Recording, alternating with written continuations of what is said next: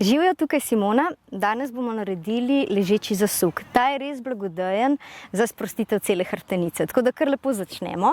Noge pripelješ spredaj, se opreš na kolena in gremo z okroglo hrbtenico počasi navzdol.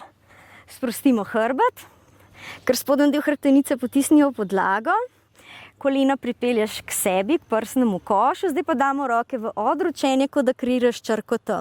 Koleno odlagamo na levo stran, čim bližje prsnega koša.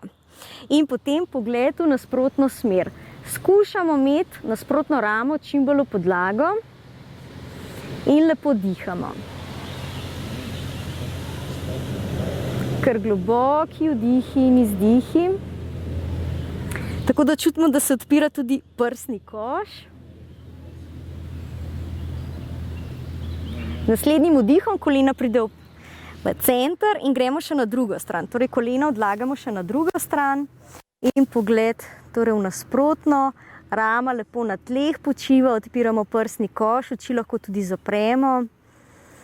Kar globok vdih.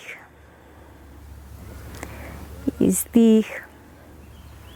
Posebej je blagodejno, torej tudi za spodnji del hrbta, ledveni del.